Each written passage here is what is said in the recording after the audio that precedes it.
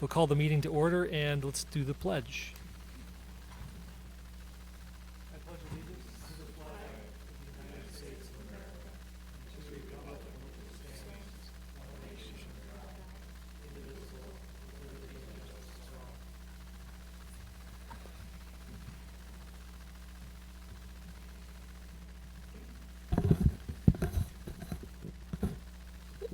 First up, we have, we will convene as the Appropriations Committee. And, pardon? I guess we should call the roll. Let's call the roll as Appropriations Committee. Alderman Strelchuk, Here. Alderman Talaco, Alderman Meyer, Alderman Hancher, Here. Alderman Bach, Here. Alderman Parrish, Here. Alderman Schneider, Here. Alderman Gebhardt, Here. and Mayor Nervin. Here. We need to do but one thing, and that is to approve the Appropriation Committee meeting minutes of October 9th. Move approval. Motion and a second. Any comments or corrections on those minutes? Hearing and seeing none. All those in favor of approving the minutes, please say aye. Aye. Any opposed? And the minutes are approved. We will now reconvene as the Common Council. And we have a public hearing item, Ordinance 2023-1655, an ordinance adopting the annual budget and appropriating funds for the operation of the government and administration of the City of Mequon for the year 2024 and levying for the same. This was recommended by the Appropriations Committee on October 9th and is a first reading. Is there a motion to go into public hearing? So moved. Motion and a second. Online. Please call the roll. Alderman Talaco, Oh, aye. Oh, yeah, we're moving to go into public hearing. Sorry. This is a very procedural meeting. It's strap in. It's going to be wild. Alderman Meyer, Alderman Hancher, Aye. Alderman Bach, Aye. Alderman Parrish, Aye. Alderman Schneider, Aye. Alderman Gebhardt, Aye. Alderman Strelchuk. Aye. All right, we are now in public hearing. Does anyone from the public wish to speak on this item that's before us? Seeing none, is Move there a to motion close to public close? hearing. There we go. Motion and a second. All in favor of closing public hearing, please say aye. Aye. Any opposed? We are now back in regular session. Are we going to roll through these or take them up one at a time? All right. This is a first reading, but I think we may be looking for a suspension of the rules, possibly. Well, on a resolution, there's no first reading. The resolutions can just be adopted as is. It's not till item C, the ordinance, that there would be a potential motion to suspend the rules. Oh, it's the same. Okay, we had the public hearing. Okay. Thank you for that. I didn't see it appear before us twice there. All right, moving on. Consideration of resolutions and ordinances. First up is Resolution 4079, a resolution authorizing an exemption to the levy limit for charges for the Southern Ozaki Fire and Emergency Medical Services Department pursuant to Wisconsin statutes 66 Prin 0602 or .0602 Prin 3 Prin H for fiscal year 2024. There's a recommendation forthcoming from Public Works. Public safety. Public Safety, sorry, thank you. Yep. Public safety met this afternoon and unanimously approved Resolution 4079. Thank you. Is there a motion or any questions? Move to approve. Second. Motion and a second. If there's any questions or comments, we can still entertain those. We did talk about this at Appropriations Committee, so it should be no surprise. We have a motion and a second. No further comments. All those in favor? This is roll call vote. It was budgetary, so please call the roll. Alderman Meyer, Aye. Alderman Hancher, Aye. Alderman Bach, Aye. Alderman Parrish, Aye. Alderman Schneider, Aye. Alderman Gebhardt, Aye. Alderman Strelchuk, Aye. Alderman Talaco. And that resolution is adopted. Resolution 4080, resolution approving the fiscal year 2024 operating and capital budgets for the Southern Ozaki Fire and Emergency Medical Services Department. Is the recommendation forthcoming from Public Safety this Yep, evening. Public Safety again, this afternoon unanimously approved Resolution 4080. Is there a motion? Move to approve. Second. Motion and a second. Any comments or questions? Hearing or seeing none, please call the roll. Alderman Hancher, Aye. Alderman Bach, Aye. Alderman Parrish, Aye. Alderman Schneider, Aye. Alderman Gebhardt, Aye. Alderman Stralchuk, Aye. Alderman Telako, Alderman Meyer. And that resolution is adopted. Moving on, ordinance 2023-1655, an ordinance adopting the annual budget and appropriating funds for the operation of the government and administration of the city of Mequon for the year 2024 and levying for the same. This was recommended by Appropriations Committee on October 9th. And I guess this is the official first reading, not the public hearing. Move to suspend the rules and take this up. There's a Today. motion Second. and a second. All those in favor of suspending the rules, please say aye. Or do we need to do I a roll think call? we may need to do a roll Okay, call. let's do a roll call just to be safe. Alderman Bach, Aye. Alderman Parrish, Aye. Alderman Schneider, Aye. Alderman Gebhardt, Aye. Alderman Stralchuk, Aye. Alderman Telako, Alderman Meyer, Aye. Alderman Hancher. Aye. We have agreed to suspend the rules and take this matter up. Is there a motion on the ordinance before us? Move to approve. Move approval. Motion and a second. Any discussion? Hearing and seeing none, please call the roll. Alderman Parrish, Aye. Alderman Schneider, Aye. Alderman Gebhardt, Aye. Alderman Stralchuk, Aye. Alderman Meyer, Alderman Hancher, Aye. Alderman Bach. Aye. And that ordinance is adopted.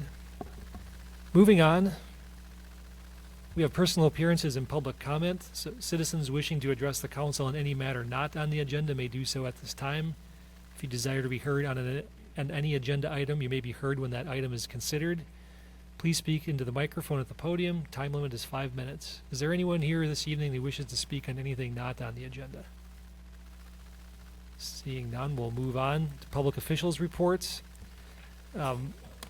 This is not so much a report as an introduction. We have several folks from WISDOT here to update us on the progress and future plans for the I-43 expansion project.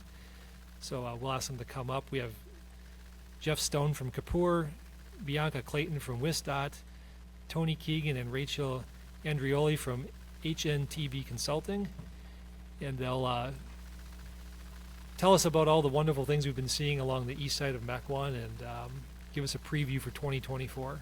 And then we'll have a little dialogue about things.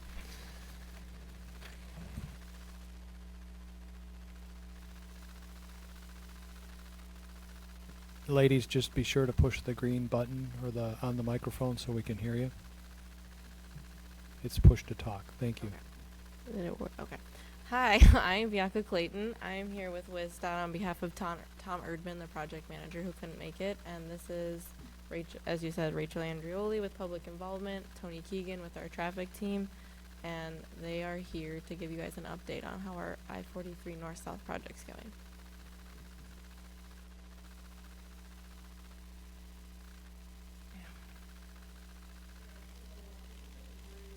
Summary of what the schedule looks like. Obviously, we began construction in the middle of 2021 when we had some work zone prep project, widening some shoulders. And throughout 2022, we began the work along the north end segment, which was Highland to the north, and the county line Port Washington Road interchange segment. That segment just recently wrapped up with substantial completion. There's still a little bit of work happening in that area, but in general, that's pretty wrapped up. And we still have work happening south of Brown Deer Road, and more recently, the beginning of what I'm sure everybody here is very interested in is the Mequon interchange segment. So in the north end segment, we've this year been doing northbound and southbound freeway reconstruction, so paving new roadway in both directions. Obviously, we already did the southbound earlier this year. That's where all of the traffic currently is riding. And before the end of the year, we're hopeful to be able to move northbound onto the new northbound pavement. In the County C or Pioneer Road interchange, we have that new bridge being built. We have the southbound ramps done, which were reopened earlier this year. The northbound ramps and the bridge should be opening before the end of the year. And to the east of that, the park and ride will reopen. There was some work that was done near the railroad, so everything along Pioneer should be pretty close to reopening. There will also still be work happening at Highway 60 and Highland Road. So in the southbound direction earlier this year, we had closures at the Pioneer southbound ramps, and then we reopened those and then closed Highland and the 60 southbound entrance. The similar situation needs to happen yet in December with the northbound ramps, where we reopen Pioneer and close the other two. And the reason for that is we can't do the pavement on the freeway to connect to those ramps until they're closed, because there's really no way to get that done. So it should be a fairly short period of time, but that still needs to happen yet this year. And then we're still doing work over Lakefield Road, so that's still closed. So the freeway, the northbound freeway that goes over Lakefield, there's a bridge there that just had girders set just a few weeks ago. A deck pour is planned for either the end of this week or early next week, depending upon weather. And they're hopeful to be able to reopen Lakefield yet sometime in December. So this is part from our Get Around Guide. We send one of those out approximately every month-ish. But it shows in general what traffic looks like right now, what's open and what's closed. And I know it's kind of hard to see on this slide, but if you get this Get Around Guide, we show what ramps are green as open and then red for closed, and we try to provide information when we close a ramp or a roadway as to when you can expect them to reopen. So everything that's shown on there is what I just discussed. All right, moving down then to the Mequon Road segment. Everybody is probably very interested to know about the utility work that's been causing all kinds of havoc over there. So there has been some, the lanes have had to move around because there's a lot of utility work that needs to happen prior to the actual project work happening. Right now, a lot of the project work that's happening is just on the freeway and just in the bridge area right under the freeway. But in the Port Washington Road intersection, a lot of that has been utility work. So anyone that drove through there today noticed that eastbound finally opened up to a bit. We still have a lane closed, but the utility that was working there long-term is gone, at least in that section. They're still working on Port Washington Road. We heard earlier today that hopefully by the end of this week or early next week, they'll be able to open those lanes northbound. So the through lane and the right lane on the south side of the intersection, so hopefully that should be able to reopen. They're still gonna have some work in the southbound area and in that northbound left lane because it's right in that median. So they have some of that still finishing up through the Thanksgiving timeframe, maybe even to early December. But after that, the utility work will mainly just have overnight impacts, which will be very helpful because that's why traffic keeps moving. It's really, depending upon the location where they need to do their work, they need to move around where their closures are. So hopefully what has been causing the trouble there recently and a little bit of confusion should be stabilizing. The closures are not gonna go away because under the freeway on Mequon Road, we put a pier to build the new bridge in the middle of the road, and you can't reopen the lanes because we have a pier there now. So we're gonna keep it to one lane under the bridge, basically until the project's done. So you're gonna still see lane closures on Mequon Road. The good news is though is that it'll be much more stable. The closures you're gonna see are not going to change continuously. It'll be like that for months, and then before another change happens, you'll have plenty of notification to know what's going to change and how you may wanna adjust your routes. So in general, for the rest of this year, we're gonna continue widening southbound in the median because that's in preparation to move northbound over to do a crossover so we can rebuild the northbound roadway over the Mequon interchange area. So that's the rest of this year. I just talked about those long-term lane closures on Mequon Road. And then early next year, when we move northbound over to the southbound side of the road, that will require closing those northbound ramps. So it's not quite scheduled when that's going to happen. It all depends upon weather and the production of the contractor for the time being. So again, this is from our Get Around Guide, just a snapshot of what everything looks like right now and how long we expect the impacts to be in place. And that's a look of what it will look like when it's done. So this is mid-2025. We expect to be most substantially complete, possibly finishing up landscaping, in middle to late of that year, but really the vast majority of the work should be complete by then. All right, moving on to Rachel. As Tony mentioned earlier, the Port Washington Road and County Line interchange segment of this project was substantially completed earlier this year, and it was staged to be completed prior to the Mequon interchange to alleviate some of the congestion that the work is causing. What was once a partial interchange is now a full-service interchange with the northbound exit shifting north and the newly constructed northbound entrance off of Catherine Drive that you see in the picture there, as well as the southbound exit at Port Washington. The southbound entrance at County Line was reconstructed, but it was not relocated. It remains in its existing condition. The south end segment, like Tony mentioned, spans from just north of Brown Deer Road to just north of Silver Spring. We began this year by constructing the southbound temporary widening to do the same thing that we're going to do at Mequon, which is shift all the traffic over onto the southbound side while we reconstructed the northbound freeway. We are reconstructing the Brown Deer interchange into a diverging diamond interchange. It remains open throughout construction, and we have had ramp closures, but they haven't been concurrent with the Good Hope ramp closures. We're also reconstructing the Good Hope interchange, which also remains open throughout construction, and those northbound ramps at Good Hope have been closed since spring of this year and are scheduled to reopen at the end of this year.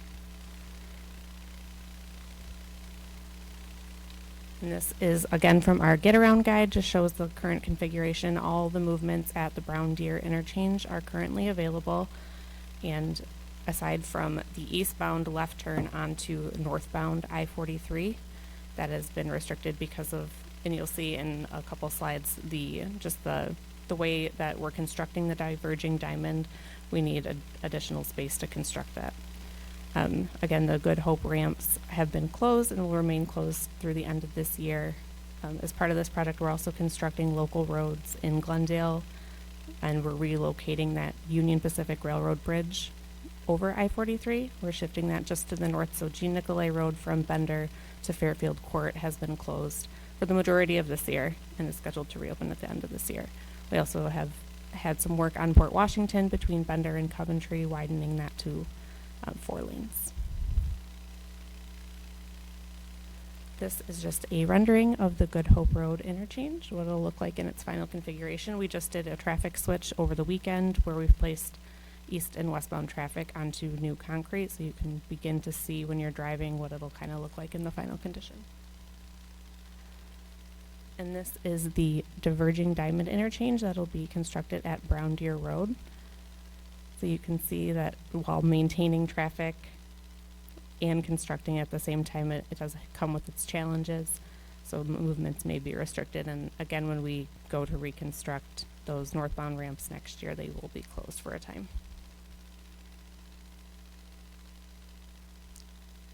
Our transportation management, or TMP, it's our goal in any construction project to maintain safety and mobility through the work zones. And we do that through our TMP. We meet weekly. Our team is constantly evaluating ways to keep traffic moving through the work zones and evaluating the detour and alternate routes and how traffic is operating through those areas. We meet weekly with stakeholders and emergency responders to talk about upcoming closures and impacts.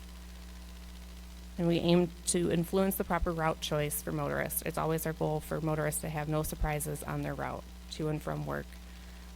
We do that through our project website. We send out email updates, newsletters, the Get Around Guide that we've referenced several times. We also are available to have on-site meetings with stakeholders and businesses to address any concerns. And there's one direct point of contact. My phone number is, an email is almost on every piece that goes out. So.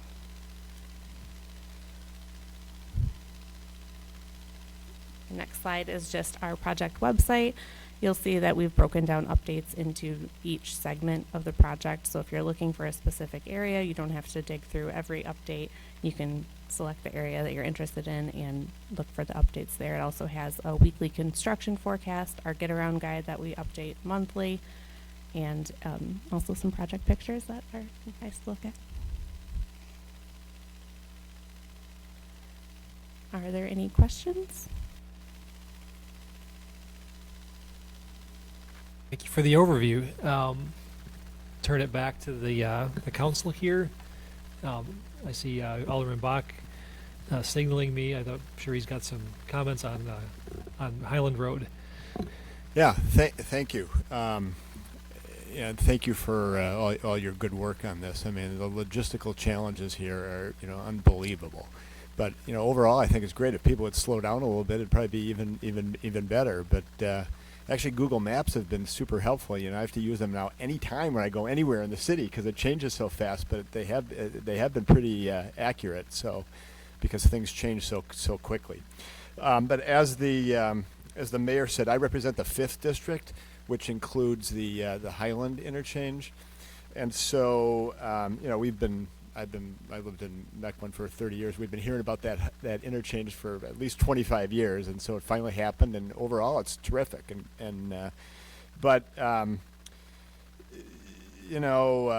You don't call City Hall when the streets are plowed. I'm sure it's probably the same with you. You don't probably hear as many of the good things. You always hear the negative things. So I wanted to at least say some of those positive things. But for the last, so I'm just going to move just on some suggestions because that area, that Highland interchange. Probably the number one email and issues that I've received, and they've been friendly suggestions, has been that area, that interchange, and it just seems it needs to be kind of cleaned up a little bit. And I know that there's still work going on there because I know the northbound exit has been extended and probably for that paving, but it just seems that there's some things that could be cleaned up. Some of the things that I've heard is, here just a couple of comments. That 3-way stop on Highland seems to be like the major concern. So there's confusion going east. So when you come out of Concordia, there many people cannot see the little stop sign that's kind of floating around over there. So one day, I'm a cyclist and I was there on my bike and I stopped and I saw like 3 or 4 people just go through that stop sign. Not because they just want to go through the stop sign, just because they didn't see it. It was kind of the same with that stop sign on the northbound exit ramp. It used to be before that little concrete wall, in which you can't see over, and I think they moved that back now. So that little concrete wall, when you're coming off that northbound ramp, it's hard to see to the west, because it's pretty tall, so you have to really move forward to look to see that. So I'm not sure how that could be fixed. Also, I don't know if you've noticed that you can't see it now because of that extended off ramp, but before that was there at about 4 o'clock. Because of that stop sign, that traffic gets backed up pretty far, almost close to that to I-43. So for about an hour there, it's mostly just because of that stop sign, that's pretty backed up. So I don't know, it's probably expensive to put kind of a stoplight at the top there, but it seems like something is needed. And it's challenging for the cyclists. They did a great job on Port Road. So that's a huge improvement connecting to Catherine. So with that bike lane. But that Highland Road, is kind of a major connection to Lakeshore Drive for cyclists, and Highland is terrible already for biking. But now with that interchange, it's kind of tricky on there. I noticed that there's a sign on the exit ramp on County Line. There's a cycling warning sign on the exit ramp there. Somebody put up. I didn't see one on this exit ramp. But I know that you got a lot of bicyclists coming across there. At the same, my last comment is the same, thing, you know, here I just said a sign, but the comment that, again, I received 2 emails this week, but from the business owner there who owns the golf course, who happens to live over there and drives that probably 5 or 10 times a day. You know, his comment was, it just seems to be sensory overload in that little area. There are signs everywhere. And so is that causing some of the confusion? So, you know, some cleanup there. It seems like there's still work. It just seems like there's some unfinished business, and it could be even made better to, you know, improve some of that flow and safety. Just my comments. Lots of great comments, and that's actually something we were chatting about the other day that I did not bring up earlier. So the interchange is not complete yet. So by design, there has to be another pavement lift that needs to happen on Highland Road. So there are a lot of retaining walls that were built to put that ramp in there, the northbound exit and the northbound entrance. With the railroad being there, so a lot of dirt that had to go in, get compacted, let it settle, put more on, and so we're waiting a year at least. Now we're kind of at the point where we're at a year. It's probably a little bit late for paving, so probably early next year we have to come back in yet and put on a final layer of asphalt. So that's coming yet. A lot of the signs that you see out there, which is why you're seeing them move, are still temporary. I have been asking the project team to see if there's more that can be done to get the permanent signs in as much as possible. Part of the problem is that they're still waiting on, because we don't have the permanent pavement in yet, they haven't got some of they finished a lot of the curbing in some spots just because they don't want it to get damaged with snow plows and things like that. So they try to leave some things off on purpose, but it's by design that there are some things that still need to happen. But to try to get those signs permanently mounted would be preferable, because then they obviously won't move and they'll be all in the right spot and they're not going to be adjusting in the wind. So we have had some complaints about the amount of traffic and drivers not following the stop signs. You know, you're not stopping at the stop bar and things like that. So completely understandable. So we have been monitoring that as much as we can and try to adjust things when we can. But I guess something to remember is that this interchange was built, as Rachel said, with the Port Washington Road County Line interchange, in anticipation that there's going to be a lot of other traffic needing to use that area as a relief route. So obviously, stop signs aren't ideal, but considering the amount of traffic we're seeing backups for a small period of time during certain parts of the construction. Putting up temporary signals, it was identified not to be feasible during this particular session, and that with the amount of detour traffic we're seeing, it should just manage. Once all the construction is done and we're in a permanent condition, it'll look very similar, I think, to the old Highland Road, with a little additional traffic, obviously, for the ramps that are there. But it should be able to manage the amount of traffic that you'll see once Pioneer is open, once Highland is fully open, and obviously, a little bit later once Mequon Road is open.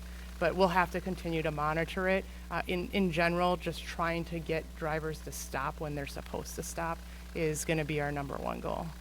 So hopefully that answers some of your questions. Yeah, no, I mean, thank you. I appreciate that. And, if you ever, as you're working on that, or you need any input or any suggestions, because I've received we love suggestions. Yeah, I'm we happy can't to, be I'm happy to, everywhere, as that goes on, we're more than happy to get comments. Yeah, thank you. Mm-hmm. Thank you for that. Yeah, my number one concern with that is just sight lines coming around the corners with the off ramps. It's very difficult unless I'm in my pickup truck and I can see over the concrete walls. If you're in a sedan, you're basically blind. You have to stop and then pull out farther, and then that creates some confusion because people think you're going, but you're really just being cautious and pulling forward. There's a lot of people starting and stopping because they don't know who's going to go. It's quite confusing. Any other comments? Alderwoman Schneider. Thank you so much. This project has been an enormous one, and you must be exhausted mid-portion. But I just wanted to say that my district is sort of down by County Line and Port Washington Road, and people are very happy with the northbound ramp and the way that's designed, and they find it much safer and more comfortable with some of the traffic lights. I have received a little bit of feedback from the other going southbound ramp in that area. Again, it's an issue with the stop sign. and I don't know what else you can do to fix this, because I notice you have an alert that there's a stop sign coming, but yet people are telling me who live there that people do not stop at that stop sign. And I talked to the police chief, and I actually gave some feedback to WISDOT about it, but I'm not certain that there's an easy remedy for that, and it may just be that people have to get accustomed with this new finding of a stop sign there. But overall, I really appreciate it. And I just had just my own question. What are the constraints with weather as the temperatures drop? You mentioned asphalt, and I'm just curious because there's a lot of things that are very, very near completion as I drive, and I'm just curious about what your constraints are as the temperature drops. So you can pour concrete. You just need, if it gets too cold, you need blankets and things like that. The concrete generates its own heat. But the bigger restriction is asphalt. Asphalt plants start to close down. I think we're expecting maybe early December 6th? November 26th is when the asphalt plants start to close. So if it's warmer, they could reopen, but it's a huge cost for them to reopen a plant once it's been closed. So, but we can do concrete. There are a lot of other things you can do in the winter. Like demolition, excavations, things like that. But yeah, the paving becomes a bigger concern. So, Thank you. Alderman Parrish. Thank you, Mayor. Thank you to the DOT crew for being here. Just to reiterate, very impressive project. To focus on something different, I represent the west side of Port Washington Road, essentially the retail corridor centered around Mequon Road. And certainly everyone's wondering, when's Mequon Road going to close? And that's kind of the big one. I think everyone's been excited, worried about all that stuff combined. So my concern is more relative to there's been quite a few lanes closed down on Port Washington Road, especially in front of our Mequon Pavilions retail center. And it's only going to get worse when Mequon Road is, no? Well, pause. What's going to happen? So the Mequon Interchange reconstruction project is mainly from Port Washington Road to the railroad tracks, and then of course the freeway above it. So the main work that's happening with the project at the Port Washington Road Mequon intersection is signals. And then the east leg of that will be completely reconstructed. But the utility work that's happening right now is all of the rerouting they've done because of what they had to do to the east, as well as some other things that they needed to get to anyway. So that, as I said, I just heard, and I've been asking them weekly, knowing that Thanksgiving is coming and shopping season is coming, and the businesses will be really excited if that could reopen. So they're telling me by the end of this week they're hoping to be able to reopen those northbound lanes, but definitely by Thanksgiving. Okay. So throughout the duration of the project, all the lanes, Yes. north and south on Port Yes. Washington Road will be open. Yep, the biggest reason Great why we news. would have lanes closed west of the, within that intersection on the west side is the lane that you're seeing right now west of Port Washington Road going eastbound. We've closed the lane, but that's because you have two through lanes coming through, and you need to have one through lane going under the bridge. But it's basically a traffic control reason, not because we're reconstructing. So hopefully, I see your smile, so hopefully that's a good No, I'm answer. pleased you're getting into the details, and I just appreciate Yeah. that update. And Yeah. thanks again for being here. Definitely. Any other comments from the right side here? I tend to look left more often. I don't want to neglect you guys. We had a number of other things we talked about. Will and I met with them on Friday to kind of give them a look ahead. I don't know if aldermans in District 7 and 8 are hearing about this, but there was a couple of accidents, people trying to get on the northbound ramp at County Line Road by Catherine Drive.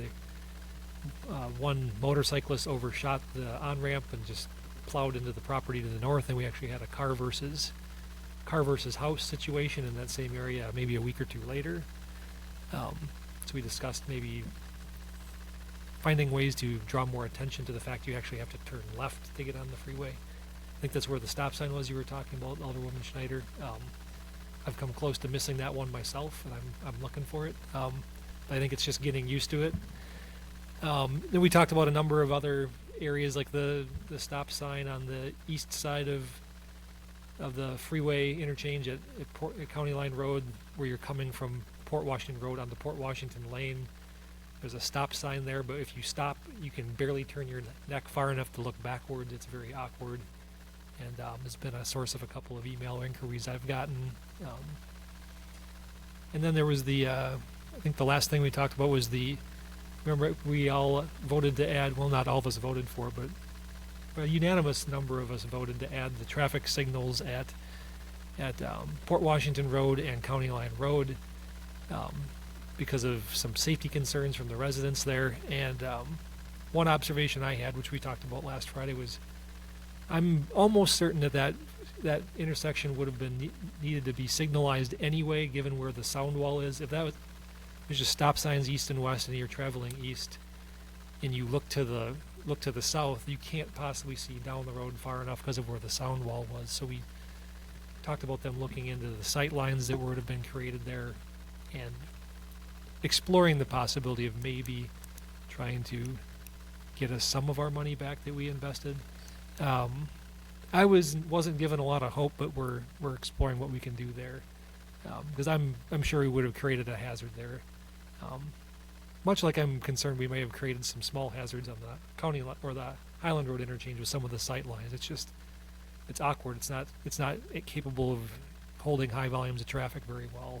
That's why you see it so long to clear the on-ramp or the off-ramp getting off. It's difficult to maneuver. So we're going to continue to monitor it and have conversations about that. But don't hold your breath, but we're trying. Any other comments from anyone on the council?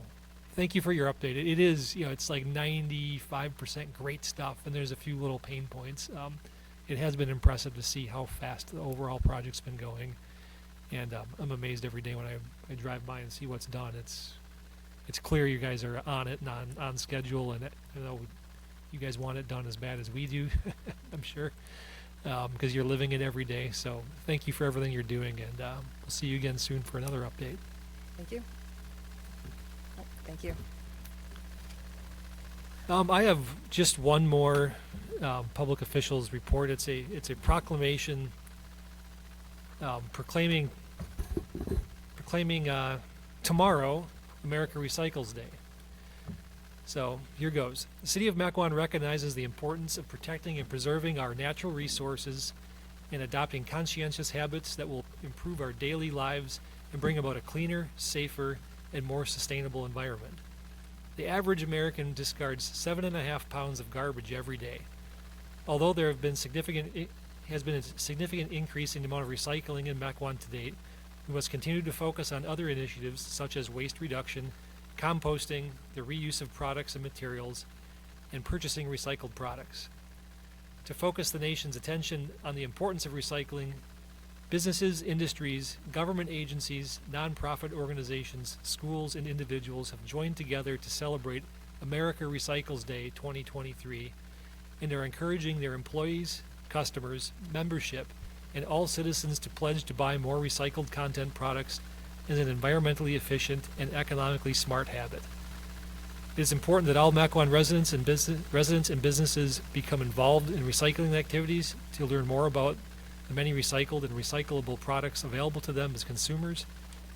It is fitting for the City of Mequon to celebrate America Recycles Day 2023 and take action by educating citizens about the recycling options available in our community.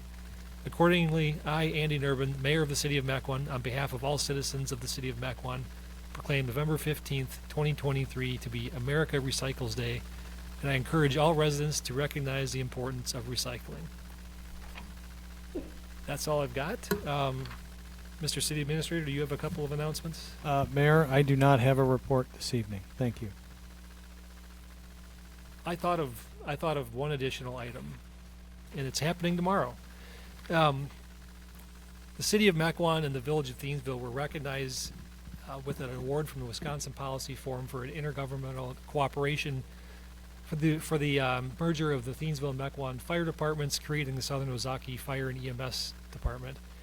We'll be receiving that award tomorrow down at the Italian Community Center. It's a recognition of the hard work and effort that's gone into it and the successes we've enjoyed, but it's also a reminder of the work that's left to do and the high standards we need to uphold going forward as we complete the further phases of this merger and integrate what I think will be one day known as the best hybrid fire department with paid on-call staff and full-time professionals working side by side. So I'm looking forward to receiving the award tomorrow, as are many here. I think many of us are going down for that. But it's certainly something both communities should be proud of. And moving on, sorry for that. I just couldn't resist the opportunity to remind people that we won that. I'm quite proud of it. Next up, we have the consent agenda. I wrote down here somewhere we have 12 sets of minutes, meeting minutes, board minutes, or reports, and several resolutions. Is there a motion to approve all or some of the consent agenda? Move to approve. Second. A motion and a second. All those in favor of approving the consent agenda, please say aye. Aye. Aye. Any opposed? The consent agenda is approved. Next up, we have one ordinance first reading. Ordinance 2023-1656, an ordinance appropriating the necessary funds from the City of Mequon Sewer Utility District for the year 2024 for capital charge payments to the Milwaukee Metropolitan Sewerage District and City of Mequon capital debt service requirements. This was recommended earlier this evening by the Sewer Utility District Commission and is the first reading. But if there's a motion to suspend the Make a rules- motion to suspend the rules, take up ordinance 2023-1656. Second. Motion and a second. Please call the roll. Alderman Schneider, Aye. Alderman Gebhardt, Aye. Alderman Strelchak, Aye. Alderman Talaco, Alderman Meyer, Alderman Hancher, Aye. Alderman Bach, Aye. Alderman Parrott. Aye. We've officially suspended the rules. Is there a motion to take up the ordinance before us? Move approval. Second. Motion and a second. Any conversation, discussion? Hearing and seeing none, please call the roll. Alderman Gebhardt, Aye. Alderman Strelchak, Aye. Alderman Talaco, Alderman Meyer, Aye. Alderman Hancher, Aye. Alderman Bach, Aye. Alderman Parrish, Aye. Alderman Schneider. Aye. That ordinance is adopted and we can officially get tax bills out now. Next up, we have no additional ordinances to consider, so we'll move on into resolutions. Resolution 4084, a resolution adopting an incentive policy for tax increment financial districts 4 and 5. This was recommended by Economic Development Board on October 31st and was recommended earlier this evening by the Committee of the Whole. Move approval. Second. A motion and a second. Any further conversation we didn't have earlier at Committee of the Whole, or do we want to repeat anything? That's okay too. Hearing and seeing none, well, why don't we call the roll on this one? Alderman Strelchak, Aye. Alderman Talaco, Alderman Meyer, Aye. Alderman Hancher, Aye. Alderman Bach, Aye. Alderman Parrish, No. Alderman Schneider, Aye. Alderman Gebhardt. Aye. And that resolution passes. Next up is Resolution 4085, a resolution adopting the City of Mequon's annual fee schedule for fiscal year 2024. This was recommended earlier this evening by the Finance and Personnel Committee. Move approval. Motion and a second. Just for everyone watching, if anyone has any questions, we routinely review fees. It's been a couple years since the last time we didn't do a comprehensive review this year. We narrowed our view to the more commonly used fees or ones we thought might need adjustment that are a little out of whack. We try to keep up with covering our internal cost of providing services. So there was a few nominal adjustments to the fee schedule, but nothing too earth-shattering to be honest. Not that it wasn't a lot of work, but just some modest adjustments to the amounts. Is there a motion and a second? So moved. So, there is, okay. Please call the roll. Alderman Talaco, Alderman Meyer, Aye. Alderman Hancher, Aye. Alderman Bach, Aye. Alderman Parrish, Aye. Alderman Schneider, Aye. Alderman Gebhardt, Aye. and Alderman Strelchak. Aye. And that resolution passes. On to Resolution 4086, a resolution amending the allocation of $2.552 million in funding received through the America Rescue Plan Act. This was recommended earlier this evening by the Finance and Personnel Committee. Is there a motion? Motion to approve. Second. Motion and a second. Any discussion or comments or questions? Just re-solidifying our plans based off of conversations throughout the budgeting process and reflecting the current plan to expend those funds. Seeing no other discussion, this also is monetary, so please call the roll. Alderman Meyer, Aye. Alderman Hancher, Aye. Alderman Bach, Aye. Alderman Parrish, Aye. Alderman Schneider, Aye. Alderman Gebhardt, Aye. Alderman Strelchak, and Alderman Talaco. And that resolution passes as well. On to Resolution 4087, a resolution adopting the 2024 pay plan for non-represented employees. This was also recommended earlier this evening by the Finance and Personnel Committee. Is there a motion? So moved. Second. Motion and a second. Any discussion from the council? Hearing and seeing none. All those in favor, please say aye. Aye. Any Aye. opposed? And those are approved. Next up, we have Resolution 4088, a resolution authorizing a development agreement with DJS Land Management LLC for a tax increment District 5 development incentive Tier 2 in the amount of an estimated amount of $808,500 for the property located at 10404 North Port Washington Road. This was recommended by the Economic Development Board on October 31st and recommended earlier this evening by the Finance and Personnel Committee. Move to approve. Second. Motion and a second. Any discussion? Alderman Parrish. Just to clarify, that wasn't 100% the motion. The motion was that, first of all, I voted no, so that was one thing. It was 2-1. Second of all, the motion was that it was entirely contingent on Planning Commission approving and being satisfied with the design, thereby ensuring that it meets the community's expectations versus what is currently proposed. And then I believe we had to clarify that it's approximately $800,000 incentive.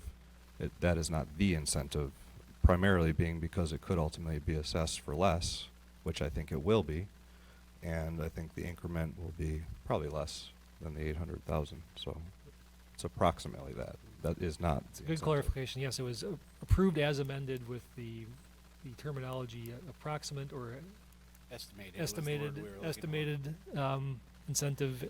So you're correct. Per the development agreement, those numbers need to be verified when they are final, and a number could be reduced if it fails to achieve the projected assessed value that's proposed in or contemplated in the funding formula that's there. So that is a estimated figure. And we did add the language that the Planning Commission must be satisfied with the building and site plan design. The Planning Commission approved the use, but not the building and site plan. They still are required to come back to get that approved, which I think might be on the agenda next month. Jack shaking his head. Yep, December 4th, so just in a couple weeks here. Thank you for those clarifications. Any other comments from anyone else? Let's call the roll on this item. Alderman Hancher, Aye. Alderman Bach, Aye. Alderman Parrish, No. Alderman Schneider, Aye. Alderman Gebhardt, Aye. Alderman Strelchak, No. Alderman Talaco, No. Alderman Meyer. Aye. 3-5. And that resolution is approved. Resolution 4089, a resolution approving an intergovernmental agreement between the City of Mequon and the Frank L. Weinberg Library in connection with relocation of the District 3 polling site beginning in 2024. It's a recommendation forthcoming from Public Welfare. Public Welfare took up Resolution 4089 and voted unanimously to approve, so I'll make a motion to approve. Second. Motion and a second. Any comments or questions from anyone on the council? Hearing or seeing none, all those in favor, please say aye. Aye. Any opposed? That resolution is approved. Next, Resolution 4090, a resolution authorizing execution of a memorandum of understanding between the City of Mequon and the Wisconsin Elections Commission regarding the purchase and use of electronic poll books. Recommendation forthcoming by Public Welfare. Public Welfare also took up Resolution 4090, and it was approved unanimously, and so I make a recommendation to approve. Second. Motion and a second. Any other comments? Hearing and seeing none, all those in favor, please say aye. Aye. Any opposed? And Resolution 4090 is adopted. Resolution 4091, a resolution authorizing execution of a memorandum of understanding between the City of Mequon and the Village of Brown Deer in connection with completing design services for a portion of County Line Road in the amount of $33,600. Recommendation forthcoming from Public Works this evening. This was recommended unanimously, and I move approval. Second. Motion and a second. Any comments or questions? Hearing or seeing none, please call the roll. Alderman Bach, Aye. Alderman Parrish, Aye. Alderman Schneider, Aye. Alderman Gebhardt, Aye. Alderman Strelchuk, Aye. Alderman Telako, Hi, but I think clarification needs to be made. That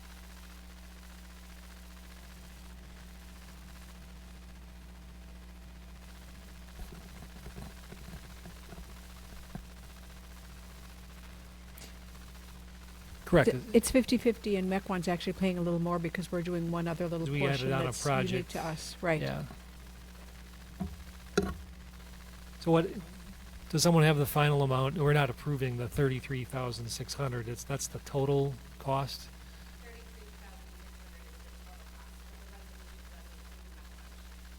Okay. Alderwoman Telako did the math. Just say it again, just so. Okay, that's the amount that Mequon's paying for half the road program plus the drainage study we added on. That's odd to clarify at mid-vote, but if no one objects, we'll keep going. Alderman Meyer, Aye. and Alderman Hancher. Aye. The ayes have it. Thank you. Resolution 4092, a resolution approving an agreement for the development of deployment of 8 automated license plate reader cameras with Flock Safety of Atlanta, Georgia, in the amount of $101,300 for the period from January 1st of 2024 through December 31st of 2028. Recommendation forthcoming from Public Safety. Public Safety unanimously recommended approval for Resolution 4092, and I move approval this evening. Second. Motion and a second. Any comments or questions? Hearing and seeing none, please call the roll. Alderman Parrish, Aye. Alderman Schneider, Aye. Alderman Gebhardt, Aye. Alderman Strelchuk, Aye. Alderman Telako, Alderman Meyer, Aye. Alderman Hancher, Aye. Alderman Bach. That resolution is adopted as well. Moving on, Resolution 4076, a resolution amending the Mequon Financial Policy Statement Number 3 for reserve requirements to include the City of Mequon Sewer Utility. This was recommended by the Sewer Utility District Commission on October 30th. Is there a motion? Move to approve. Second. Motion and a second. Any further comments or questions? Hearing none, all those in favor, please say aye. Aye. Any opposed? And that passes as well. Next up is Resolution 4077, a resolution reassigning undesignated cash reserves of $1.95 million within the Sewer Utility Fund to one-time capital projects in accordance with the City of Mequon Financial Policy Statement Number 3 under reserve requirements. This was also recommended by the Sewer Utility District Commission on October 30th. Motion to approve. Second. Motion and a second. Any comments or questions? Hearing and seeing none, please call the roll. Alderman Schneider, Aye. Alderman Gebhardt, Aye. Alderman Stralchuk, Aye. Alderman Telako, Alderman Meyer, Aye. Alderman Hancher, Aye. Alderman Bach, Aye. Alderman Parrish. Aye. And that item is approved. On to Resolution 4078, resolution adopting the fiscal year 2024 sanitary sewer utility budget and establishing a 2024 sanitary sewer user fee schedule, recommended by Sewer Utility District Commission on October 30th. Move approval. Motion and a second. Any comments or questions? Hearing none, let's call the roll. This is the budget, so. Alderman Gebhardt, Aye. Alderman Stralchuk, Aye. Alderman Telako, Alderman Meyer, Aye. Alderman Hancher, Aye. Alderman Bach, Aye. Alderman Parrish, Aye. Alderman Schneider. Aye. That resolution is adopted as well. Our final resolution, Resolution 4093, a resolution ratifying an estimated final contract amount of $55,000 with SEH of Sheboygan, Wisconsin for inspection services in conjunction with the Tamerlane Drive Lift Station O parallel sanitary force main and pump replacement project. This was recommended earlier this evening by the Sewer Utility District Commission. Is there a motion? I move approval. Second. Motion and a second. Any further comments or questions? Hearing and seeing none, please call the roll. Alderman Stralchuk, Aye. Alderman Telako, Alderman Meyer, Aye. Alderman Hancher, Aye. Alderman Bach, Aye. Alderman Parrish, Aye. Alderman Schneider, Aye. and Alderman Gebhardt. Aye. And that's approved as well. We have no specified unfinished business from prior meetings, no specified new business. We do have 2 potential closed session items. So here's the first one. The first one is aqueous film forming foam products, liability litigation, multiple district litigation number 218 MN 02873, 3M and DuPont PFAS litigation class action settlement. The Common Council may convene into closed session pursuant to Wisconsin Statute 19.85, Prin 1, Prin G, for the purpose of conferring with legal counsel for the governmental body who is rendering oral or written advice concerning a strategy to be adopted by the body with respect to litigation in which it is or is likely to become involved, and then may reconvene into open session to take such action as deemed necessary. Is there a motion to go into closed session for this item? Move to go to closed session on this item. Motion and a second. Please call the roll. Alderman Telako, Alderman Meyer, Aye. Alderman Hancher, Aye. Alderman Bach, Aye. Alderman Parrish, Aye.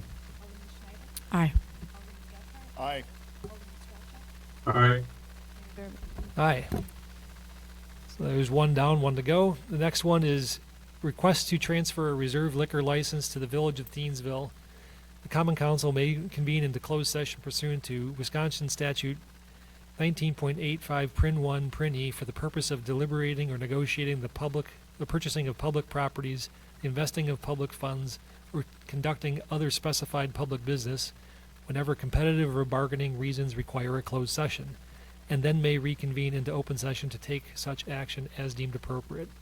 Is there a motion to go into public, or not into, very unpublic, into closed session on this item? So moved. Second. Motion and a second. Please call the roll. Question. Trying to find out how that, I know what it says here for competitive bargaining reasons, trying to find out how transferring a reserve liquor license is having to do with competition or bargaining. Sure. In short, what the statute allows for a community to do that has received a request is to ascertain, obviously, A, whether they want to do it, but B, also whether or not, or what the cost of that transfer would be. That typically is something that is negotiated between the two communities, a written agreement typically stems from that eventually once there is an agreement that's reached, if there's a decision to transfer that license. I understand that there's that, but I just don't feel this falls underneath the closed session part of it, so I'll be bored. Well, if we decide to sell one, we're going to negotiate on a price. We obviously don't want to advertise what our price is in open session. Hence the need for a closed session. I mean, I suppose it could be possible to Alderman Mayor's point that this body could, in open session, consider whether or not it even wants to consider the request. And then if there is a decision that we want to consider the request, you could then go into closed session at that point to negotiate the terms that might be related to it. We can certainly take it in two parts. We'll hold off on half the question. We'll take up the first question in open session. So I guess the item that's before us there's been a request to sell or transfer through some means a reserved liquor license from Mequon to Thiensville, which is allowable under Wisconsin statutes. I guess the primary question is, do we want to sell one? We certainly can. Who wants to? Well, I guess Brian's got all the background. Brian. I could speak to that real Clerk? quickly. Okay. Madam Clerk, take it away. Thank you. So, as stated, the petition from Thiensville was for one reserve license. There are regular licenses and reserve licenses. The main point between the two is the cost. A regular license is $610 per year, and a reserve license is $10,610. The city, back in 1997, through some legislature changes, was allotted 36 regular licenses and 3 reserve at the time. You gain 1 reserve with every 500 addition in population. And so at this point, we have 13 at our disposal, and 6 of those have been already issued to different municipalities. The list of those municipalities was in your confidential packet. A little bit of an update is last week we did have a business come forward. Ferrante's went out of business, so there was one potential regular license available, but that was applied for by Sendix, and there's one more reserve license that we anticipate being applied for, which would be another business here in Mequon. So, should those 2 licenses be approved, that would leave us with 6 reserve licenses total for the city. At this time, Thiensville has 7 licenses with really, not a great ability to add to that because they're fully built out, and you gain 1 by population. And also, adding to that is you can only petition a city within 2 miles of your city, so they're very limited. We've got 'em. The transfer of the license would be permanent too. Yeah, that's the catch, is the transfer's permanent. So once you let it go, you don't get it back.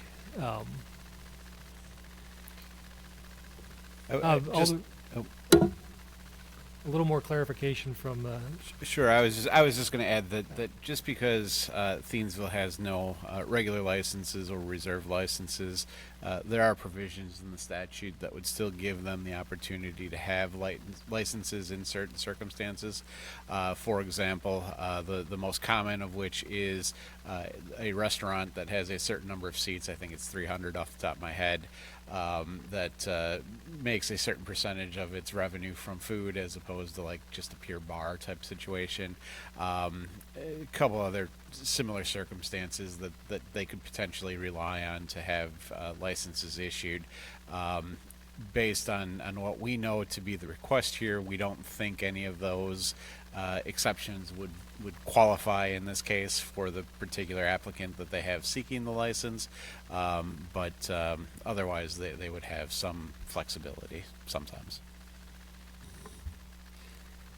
Any further questions? Alderman Gebhardt.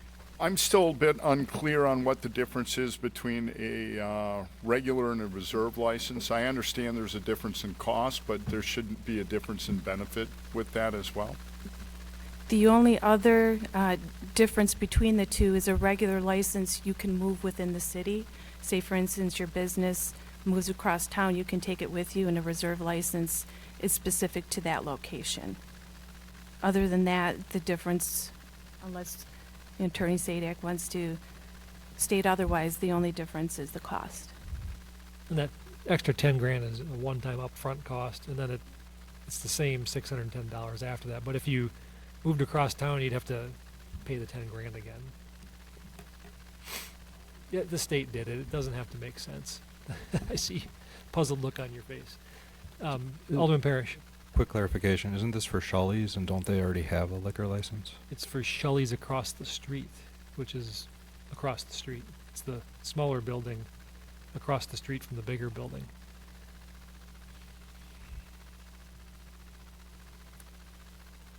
Well, any other questions?